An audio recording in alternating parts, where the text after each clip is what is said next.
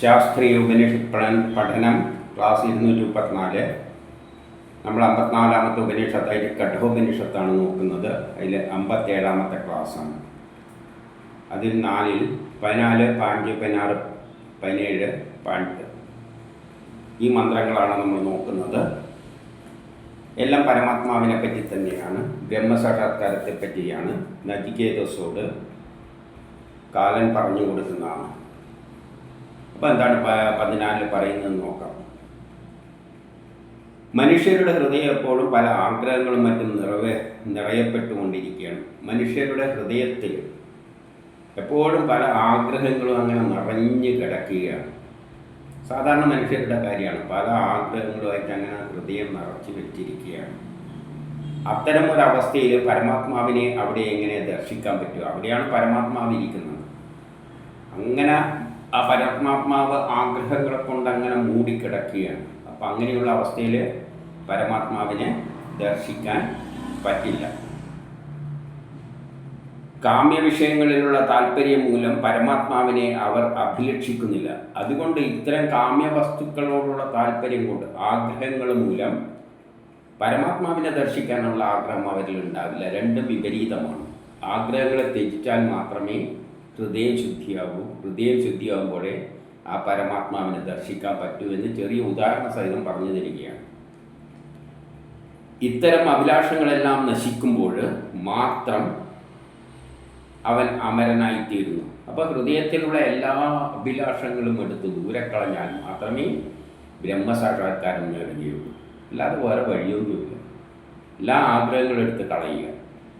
അപ്പോൾ മനസ്സ് ഹൃദയം ശുദ്ധമാകും. അപ്പോൾ ഹൃദയത്തിലുള്ള ആത്മാവിനെ തിരിച്ചറിയാൻ പറ്റും.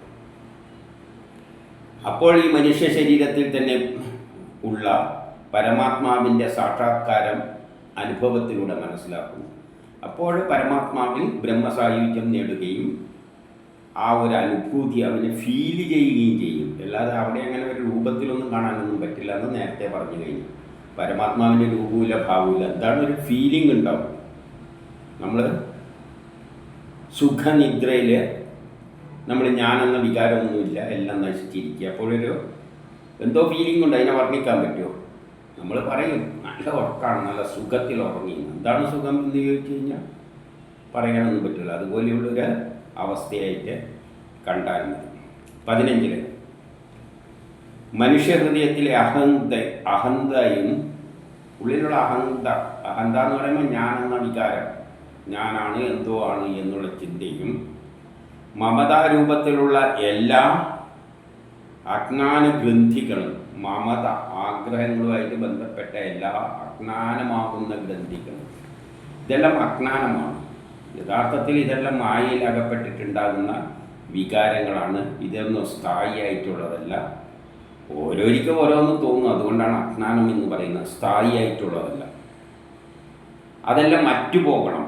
കംപ്ലീറ്റ് ഈ മമതയും ആരോടുള്ള ഇഷ്ടം, അത് ഇതെല്ലാം ഇല്ലാതാകണം. അഹങ്കാരം, ഞാനെന്ന അഹങ്കാരം ഇല്ലാതാകണം. അപ്പോൾ മാത്രമാണ് എല്ലാ സംശയങ്ങളും തീരും. അങ്ങനെ ഒരു അവസ്ഥ വരുമ്പോൾ പിന്നെ നമുക്ക് സംശയം ഉണ്ടാവില്ല. എന്ത്, നമ്മുടെ ഉള്ളിലൊരു ശക്തി ഉണ്ടോ എന്നുള്ളൊരു സംശയം പിന്നെ ഉണ്ടാവില്ല. മനസ്സ് കാമാകുമ്പോൾ നമുക്ക് ഏകദേശം നമ്മുടെ ഉള്ളിൽ കിടന്നെല്ലാം കളിപ്പിക്കുന്നത് ഒരു കക്ഷിയാണെന്നുള്ള ബോധം നമുക്ക് ഉണ്ടാകും. അപ്പോഴാണ് ആ പരമാത്മാവിനെ നമുക്ക് തിരിച്ചറിയാൻ പറ്റുന്നത്.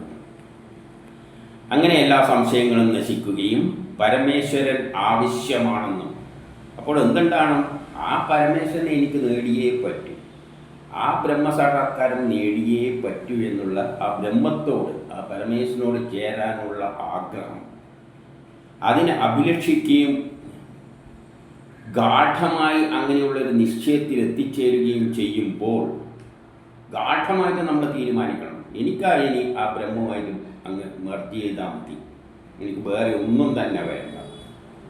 അങ്ങനെ ഒരു ദൃഢനിശ്ചയം എടുത്തു കഴിയുമ്പോൾ ആ ശരീരത്തിൽ ഇരുന്നു കൊണ്ട് തന്നെ, അങ്ങനെ ഒരു തീരുമാനമെടുക്കുന്ന വ്യക്തിക്ക് ആ ശരീരത്തിൽ ഇരുന്നു കൊണ്ട് തന്നെ പരമേശ്വരനെ സാക്ഷാത്കരിക്കാം.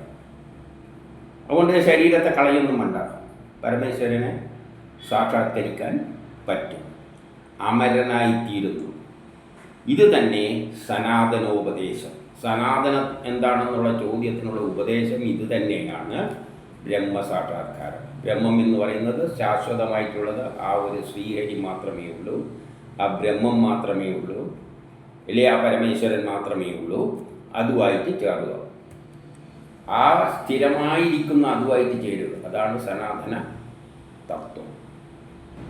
ഇനി 16 പറയുന്നു, ഹൃദയത്തിൽ 101 പ്രധാന നാഡികളുണ്ട്. നമ്മളെ ഹൃദയം എന്തുകൊണ്ടാണ് ഹൃദയത്തിലാണ് അതുള്ളത് എന്ന് വെച്ച് കഴിഞ്ഞാൽ ശരീരത്തെ മുഴുവൻ നിയന്ത്രിക്കുന്ന വയറുകൾ നമ്മളറിയാലോ. എല്ലാ വയറുകളും പോയിട്ട് ഏഷ്യാനെറ്റിൻ്റെ കേബിളെല്ലാം ആണെങ്കിൽ അത് ഏതെങ്കിലും ഒരു സ്ഥലത്ത് പോയിട്ട് ജംഗ്ഷനിലെത്തിയിട്ടാണ് എല്ലാം കൂടിച്ചേരുക. അതുപോലെ ഇതെല്ലാം കൂടിച്ചേരുന്നത് ഹൃദയത്തിൽ നിന്നാണ്. ഹൃദയത്തിൽ നിന്നാണ് നാഡികളെല്ലാം 101 പ്രധാന നാഡികളുണ്ട് ഹൃദയത്തിൽ നിന്ന് പോകുന്നത്. അത് ശരീരത്തിൻ്റെ എല്ലാ ഇടത്തും വ്യാപിച്ചു കിടക്കുകയാണ്. അതിലൂടെയാണ് നമ്മളെ എല്ലാ അവയവങ്ങളെ ആക്ടിവേറ്റ് ചെയ്യുന്നത്. നാഡികളിലൂടെയാണ് നമ്മളെ എല്ലാ അവയവങ്ങളെയും നിയന്ത്രിക്കുന്നത്. നാഡികളിലൂടെയാണ്, സിഗ്നൽ സിസ്റ്റത്തിലൂടെയാണ്.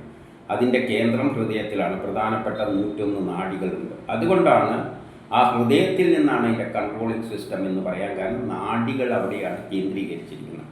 അതുകൊണ്ടാണ് അവിടെ നമ്മൾ പരമാത്മാവിനെ ദർശിക്കാൻ പറയുന്നത്. കാരണം കൺട്രോളിംഗ് സെൻറ്റർ, പ്രൊസസ്സർ എന്നെല്ലാം പറയുന്ന ആ സെൻറ്റർ ഉണ്ടല്ലോ, IC എന്നെല്ലാം പറയുന്ന മാതിരിയുള്ള ആ സെൻറ്റർ അവിടെയാണ്. അതിൽ സുഷുമ്ന എന്ന ഒരു നാഡി, അതിൽ ഏറ്റവും പ്രധാനപ്പെട്ട സുഷുമ്ന എന്തു പോകുന്നുണ്ട്? ഹൃദയത്തിൽ നിന്ന് മസ്തിഷ്കത്തിലേക്ക് പോകുന്നുണ്ട്. അതാണ് ഏറ്റവും പ്രധാനപ്പെട്ട നാഡി. മസ്തിഷ്കത്തിൻ്റെ അങ്ങ് മുകളിൽ വരെ പോകുന്നുണ്ട്. അപ്പോൾ ബ്രഹ്മസാക്ഷാത്കാരം നേടുമ്പോൾ ആ സുഷുമ്ന നാഡിയിലൂടെയാണ് അത് പുറം ലോകവുമായിട്ട്, പുറത്തുള്ള ബ്രഹ്മവുമായിട്ട് ചേരുന്നത്. അതിലൂടെയാണ് ബ്രഹ്മവുമായിട്ട് ചേരുന്നത്. ബ്രഹ്മസാക്ഷാത്കാരം നേടുന്നവർ ആ സുഷുമ്ന നാഡിയിൽ കൂടിയാണ് ഉയർന്നിട്ട് ആ ബ്രഹ്മത്തിൽ ചേരുന്നത്. പിന്നെ അവർക്ക് മരണമില്ല, ജനനവുമില്ല. ബ്രഹ്മസാക്ഷാത്കാരം നേടിക്കഴിഞ്ഞു. മറ്റുള്ളവരുടെ കാര്യത്തിലല്ല, അത് ഏത് ജീവജാലങ്ങളായാലും മറ്റുള്ള നാഡികളിലൂടെയാണ് അത് പുറത്തു പോകുന്നത്. 101 എന്ന് പറഞ്ഞാൽ മറ്റുള്ള നാഡികളിലൂടെയാണത് പോകുന്നത്. അതെന്നിട്ട് എവിടത്തേക്കാണ് പോകുക എന്ന് വെച്ചാൽ പുറത്തെ ലോകവുമായിട്ട് ബന്ധപ്പെട്ടിട്ട് പിന്നെ വേറെ ഏതെങ്കിലും യോനിയിൽ, ഗർഭപാത്രത്തിൽ അതിന് യോജിച്ച ഒരു ശരീരത്തിൽ പോയി ചേരും മറ്റുള്ളവരുടെ കാര്യത്തിൽ. അപ്പോൾ അവർക്ക് ജനിച്ച് ഭരിച്ച് കർമ്മം ചെയ്യുക, കഷ്ടപ്പെടുക, ഇതെല്ലാം ഇങ്ങനെ ഉണ്ടായിക്കൊണ്ടേ ഇരിക്കും. അതപ്പോൾ ശാസ്ത്രീയമായിട്ടുള്ള സംഭവിക്കുന്ന കാര്യം ഇവിടെ പറഞ്ഞു കഴിഞ്ഞു. ഇനി 17 എല്ലാറ്റിലും അന്തരാമിയായ പരമേശ്വരൻ, എല്ലാറ്റിലും ഇരിക്കുന്നത് ആ പരമേശ്വരൻ തന്നെയാണ്, ശ്രീഹരി തന്നെയാണ്, അല്ലെങ്കിൽ ആ ബ്രഹ്മമാണ്. ഈ പ്രപഞ്ചം ഉണ്ടായിരിക്കുന്ന ബ്രഹ്മത്തിൽ നിന്നാണ്. അതാണ് എല്ലാറ്റിലും ഉള്ളത്. അങ്ങനെ ഇരിക്കുന്ന ആ പരമേശ്വരൻ ഹൃദയത്തിൽ ഒരു തള്ളവിരലിൻ്റെ മാത്രയിൽ സ്ഥിതി ചെയ്യുന്നുണ്ട്. നമ്മുടെ ഹൃദയത്തിൽ ഒരു തള്ളവിരലിൻ്റെ അത്രയും അളവിലാണ് ഇതെല്ലാം കോൺസെൻട്രേറ്റ് ചെയ്തിരിക്കുന്നത്.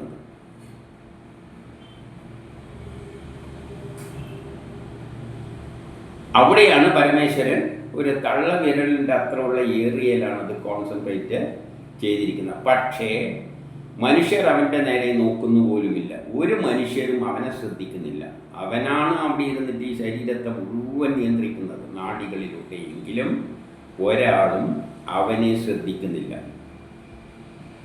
യാതൊരുവൻ വിരക്തി വന്നിട്ട്, ഈ ഭൗതിക ലോകങ്ങളിലെല്ലാം വിരക്തി വന്നിട്ട് ആ ആത്മാവിനെ തന്നെ പ്രാപിക്കുവാനുള്ള സാധനയിൽ മുഴുകുന്നുവോ, ഏതൊരാളും ആ ആത്മാവിൽ, ഹൃദയത്തിലുള്ള തള്ളവിരലിന് അത്രയുള്ള അളവിലുള്ള ആ പരമാത്മാവിൽ അതിനെ പ്രാപിക്കുവാൻ വേണ്ടി സാധന ചെയ്യുക. സാധന ചെയ്യുക എന്ന് പറഞ്ഞാൽ പല വഴികൾ പറഞ്ഞിട്ടുണ്ട്. യോഗയിലൂടെയോ മറ്റേ എല്ലാം വിട്ട് മറ്റേ ഇങ്ങനെയെല്ലാം പോയിക്കൊണ്ട് അതിനെ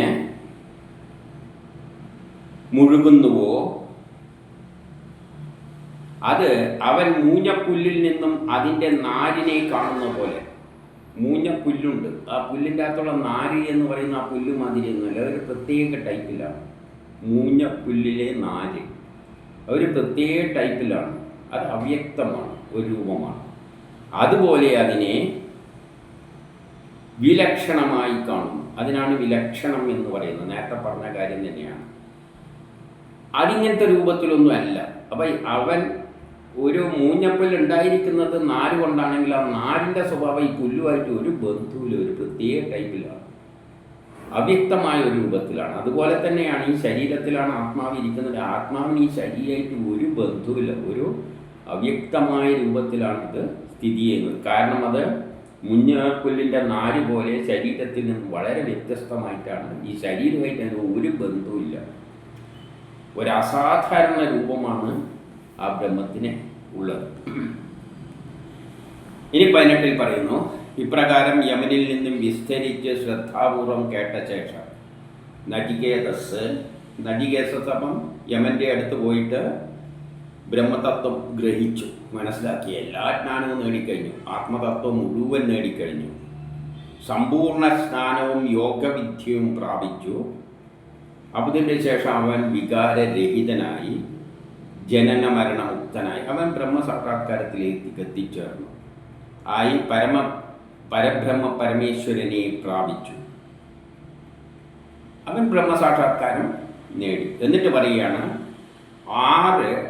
ആര് നചികേതസിനെ പോലെ അദ്ദേഹം മനസ്സിലാക്കിയ പോലെ ശരിയായ നിലയിൽ ഈ ജ്ഞാനം മനസ്സിലാക്കുന്നുവോ അവരും നചികേതസിനെ പോലെ വികാരരഹിതരായി മാറും. ജനന മരണത്തിൽ നിന്നെല്ലാം അവർക്ക് മോചനം കിട്ടും. അവർ ബ്രഹ്മപ്രാപ്തി ലഭിക്കും. ഇതേ വഴിയിൽ കൂടി ആരാണോ നീങ്ങുന്നത്, ഈ പറഞ്ഞ ജ്ഞാനമെല്ലാം മനസ്സിലാക്കി ശരിയായ അർത്ഥത്തിൽ മനസ്സിലാക്കി ആര് നീങ്ങുന്നുവോ അവർക്കെന്ത് പറ്റും? ബ്രഹ്മസാക്ഷാത്കാരം നേടും എന്ന് പറഞ്ഞുകൊണ്ട്, പിന്നെ അവർക്ക് ജനന മരണങ്ങളൊന്നുമില്ല എന്ന് പറഞ്ഞുകൊണ്ട് കഠോപനിഷത്ത് അവസാനിക്കും.